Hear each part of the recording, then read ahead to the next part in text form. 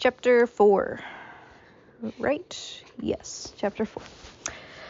From this day, natural philosophy, and particularly chemistry, in the most comprehensive sense of the term, became nearly my sole occupation. I read with ardor these works, so full of genius and discrimination, which modern inquiries have written on these subjects. I attended the lectures and cultivated the acquaintance of the men of science of the university.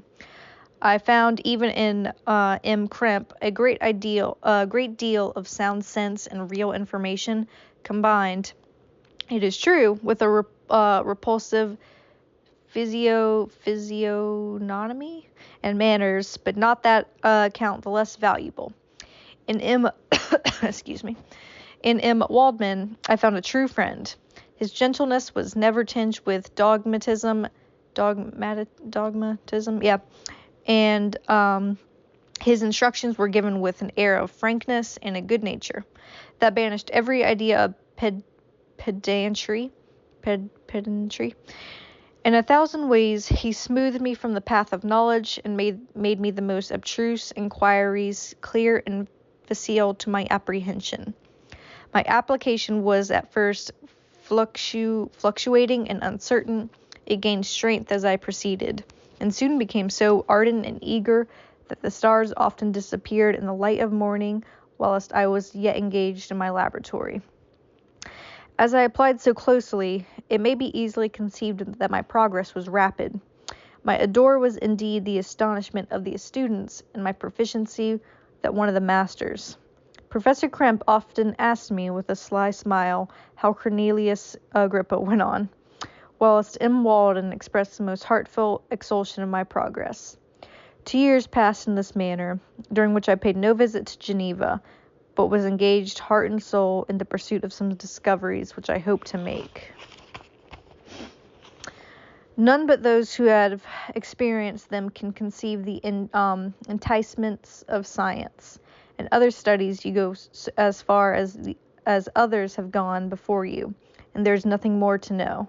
But in a scientific pursuit, there is a continual food for discovery and wonder. A mind of moderate capacity which closely pursues one study must infallibly arrive at great proficiency in that study.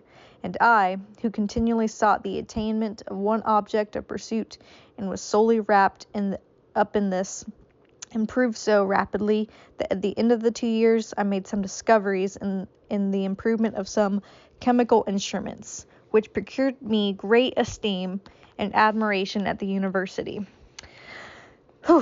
When I had arrived at this point, and had become well acquainted with the theory of practice of natural philosophy as depended on the lessons of any of the professors at Ingolstadt, my residence there became no longer conducive to my improvements. I thought of returning to my friends in my native town when an incident happened that protracted me to stay. One of the phenomena which had peculiarly attracted my attention was the structure of the human frame, and indeed any animal endowed with life. Whence I often asked myself, when did the principle of life proceed? That's a hot topic, man. Pro-choice and pro-life, whatever. Yeah, that's a fucking hot topic. It was a bold question, and one which has ever been considered as a mystery.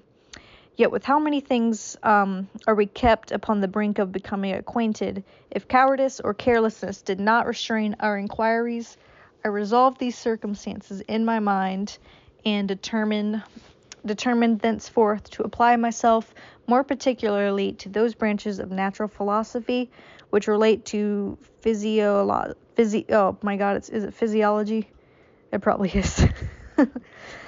Unless I have been animated by an almost supernatural enthusiasm, my application to this study would have been irksome and almost intolerable. To examine the causes of life, we must first have recourse to death. I became acquainted with the science of anatomy, but this was not sufficient. I must also observe the natural decay and corruption of the human body. In my education, my father had taken the greatest precautions that my mind should be impressed with no supernatural horrors. I do not ever remember to have trembled at a tale of superstition or have feared the apparition of spirit. Darkness has no effect upon my fancy, and a churchyard was to me merely the receptacle of bodies deprived of life, which, from being the seat of beauty and strength, had become food for the worm. Now I was led to examine the cause and progress of the decay, and forced to spend days and nights in vaults, in charnel houses. My attention was fixed upon every object, the most insupportable to the delicacy of the human feelings. I saw how fine form of man was degraded and wasted. I beheld the corruption of death succeeded to the blooming cheek of life. I saw how the worm inherited the wonders of the eye and brain.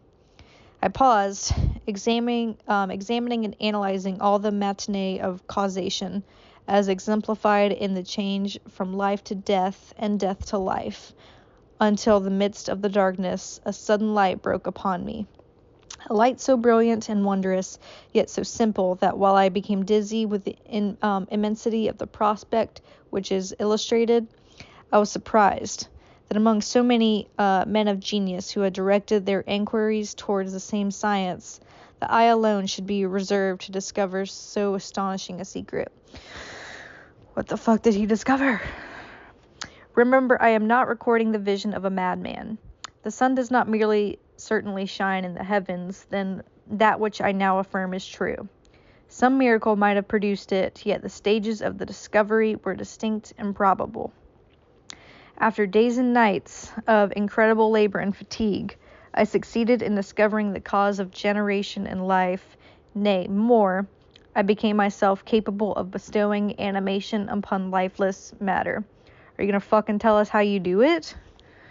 The astonishment which I had at first experienced on this discovery soon gave place to delight and rapture.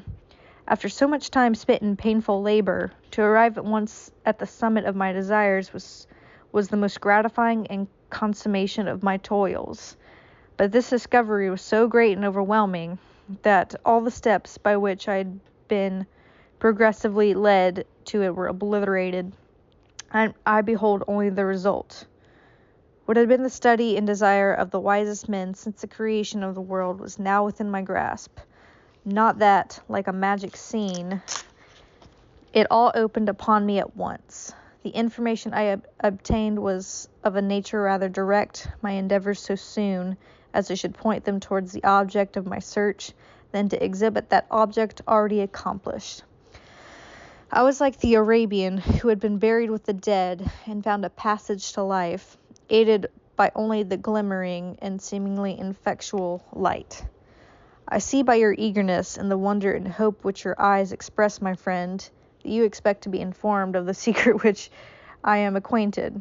That cannot be. Why? Fucking tell me why.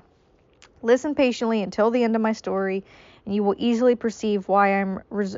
okay. Sorry, I keep... Sorry, I am like... I don't remember the story very well, so I am like hearing it not really for the first time, but like sort of for the first time as I'm reading it with you. So my reactions are like live. Okay. Sorry, let me start over at that. I see your eagerness and the wonder in which and hope which your eyes express, my friend, that you expect to be informed of the secret which I am acquainted. That cannot be. Listen patiently until the end of my story, and you will easily perceive why I am reserved upon that subject. I will not lead you on, unguarded and ardent as I then was, to your destruction and infallible misery. Learn from me, if not by my precepts, and at least by my example, how dangerous is the acquirement of knowledge, and how much happier that man is who believes his native town to be the world than who aspires to become greater than his nature will allow. Damn. Okay. When I found so astonishing a power placed within my hands, I hesitated a long time concerning the manner in which I should employ it. Although I possessed the capacity of bestowing animation, yet to prepare a frame from the reception of it, with all its intricacies and fibres, fiber muscles and veins still remained a work of inconceivable difficulty and labor. I doubt at first whether I should attempt the creation of being like myself or one of a simpler organization. But my imagination was too much exalted by my first success to permit me to doubt of my ability to give life to an animal as complex and wonderful as man. Well, that's your first fucking mistake. You should have started with like an animal before just jumping to a human. The materials at present which within my command hardly appeared adequate to so arduous an undertaking. But I doubt not that I should ultimately succeed. I prepared myself for a multitude of reverses. My operations might be incessantly baffled, and at last my work be imperfect. Yet, when I consider the improvement with every day takes place in science, mechanics, I was encouraged to hope my present attempts would at least lay the foundations of future success. Nor could I consider the magnitude and complexity of my plan as any argument of its impracticability. It was with these feelings that I began the creation of a human being. As the minuteness of the parts formed a great hindrance to my speed, I resolved, contrary to my first intention, to make the being of a gigantic stature, that is to say, about 8 feet in height and proportionably large. Why? Why would you make something so fucking huge and not something you can control? Jesus. After having formed this determination, and having spent some months in successful collecting and arranging my materials, I began. No one can conceive the variety of feelings which bore me onwards like a hurricane in the first enthusiasm of success. Life and death appeared to me idle bounds, which I should first break through, and pour a torrent of light into our dark world. A new species would bless me as its creator and source. Many happy and excellent natures would owe their being to me. No father could claim the gratitude of his child so completely as I should deserve theirs. Pursuing these reflections, I thought that if I could bestow animation upon a lifeless matter, I might in process of time, although I now find it impossible, renew life where death had apparently devoted the body to corruption. I mean, I'm not a fucking scientist, but like, I don't know. I feel like it's common sense not to fuck with the laws of nature and life and death. That's a slippery slope. Like, I feel like that's common sense. These thoughts supported my spirits. While I pursued my undertaking with unremitting ardor, my cheek had grown pale with sturdy, and my person had become emaciated with confinement. Sometimes, on the very brink of certainty, I failed, yet I still clung to the hope which the next day or the next hour might release. One secret which I alone possessed was the hope to which I had dedicated myself, and the moon gazed on my midnight labors, while with unrelaxed and breathless eagerness I pursued nature to her hiding places. Who shall conceive the horrors of my secret toil as I dabbled among the unhallowed damps of the grave, or tortured the living animal to animate the lifeless clay? My limbs now trembled, and my eyes swam with the remembrance, but then a resistless and almost frantic impulse urged me forward. I seemed to have lost all soul or sensation but for this one pursuit. It was indeed but a passing trance, and only made me feel with renewed acuteness so as soon, the unnatural stimulus ceasing to operate. I returned to my old habits. I collected bones from charnel houses and disturbed with profane fingers the tremendous secrets of the human frame. In a solitary chamber, or rather cell, at the top of the house, I separated from all the other apartments by a gallery of staircase. I kept my workshop of filthy creation. My eyeballs were starting from their sockets and attending to the details of my employment. The dissecting room and the slaughterhouse furnished many of my materials, and often did my human nature turn with loathing from my occupation, whilst still urged on by eagerness which perpetually increased. I brought my work near to a conclusion. I get that. He's borderline obsessed with this shit, so he's come so far. Why stop now? The summer months passed while I was thus engaged, heart and soul, in one pursuit. It was the most beautiful season. Never did the Never did the fields bestow a more plentiful harvest, or the vines yield a more luxuriant vintage. But my eyes were insensible to the charms of nature, and the same feelings which made me neglect the scenes around me caused me also to forget those friends who were so many miles absent, and whom I had not seen for so long a time. I knew my silence disquieted them, and I well remembered the words of my father. I know that while you are pleased with yourself, you will think of us with affection, and we shall hear regularly from you. You must pardon me if I regard any interruption in your correspondence as a proof that your other duties are equally neglected. Damn. I knew well, therefore, that what would be my father's feelings, but I could not tear my thoughts from my employment, loathsome in itself, but in which had taken an irresistible hold of my imagination. Okay, it doesn't take that long to send a fucking well, I don't know, back in the day, you gotta fucking write it and send it by a carrier pigeon or something.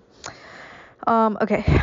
I wished, as it were, to procrastinate all of that related to my feelings of affection until the great object, which swallowed up every habit of my nature, should be completed. I then thought of my father would be unjust if he ascribed my neglect to vice or faultiness on my part, but I am now convinced that he was justified in conceiving that I should not be altogether free from blame. A human being in perfection ought always to preserve a calm and peaceful mind, and never to allow passion or transitory desire disturb the tranquility. I do not think that the pursuit of knowledge is an exception to this rule. Good, he learned. If the study to which you apply yourself has a tendency to weaken your affections and to destroy your taste for those simple pleasures in which no alloy can possibly mix, then that study is certainly unlawful, and that is to say, not befitting the human mind. True. If this rule were always observed, if no man allowed any pursuit whatsoever to interfere with the tranquility of his domestic affections, Greece had not been enslaved, Caesar would not have spared his country, America would have been discovered more gradually, and the empires of Mexico and Peru had not been destroyed. Damn. But I forgot that I am moralizing in the most interesting part of my tale. Yeah, can you fucking get on with it? And your looks remind... What? But okay, I'm moralizing the most interesting part of your tale, and your looks remind me to proceed. Okay, so this is it. Like, we're sitting around the fucking fire, and he's, I don't know, he's telling us a story. Is what's like kind of happening. I don't really know. My father made me. Oh wait, the letters from the beginning, because it sounds like that was Frankenstein they found on the boat, and the captain was like very gay for him, and he wanted to hear a story, so maybe that's the perspective. Okay, anyways, my father made no approach to his letters, and only took notice of my silence by inquiring into my occupations more particularly than before. Winter, spring, and summer passed away during my labors, but I did not watch the blossom of the expanding leaves, sights which before always yielded me supreme delight, so deeply I was engrossed in my occupation. The leaves of that year had withered before my work drew near to a close, and now every day showed me more plainly how well I had succeeded. But my enthusiasm was checked by my anxiety, and I appeared rather like one doomed by slavery to toil in the mines, or any other unwholesome trade, than an artist occupied by his favorite employment. Every night I was oppressed by a slow fever, and I became nervous to a most painful degree. The fall of a leaf startled me, and I shunned my fellow creatures as if I had been guilty of a crime. Sometimes I grew alarmed at the wreck I perceived that I had become. The energy of my purpose alone sustained me. My labors would soon end, and I believed that exercise and amusement would then drive away incipient disease, and I promised myself both of these when my creation should be completed.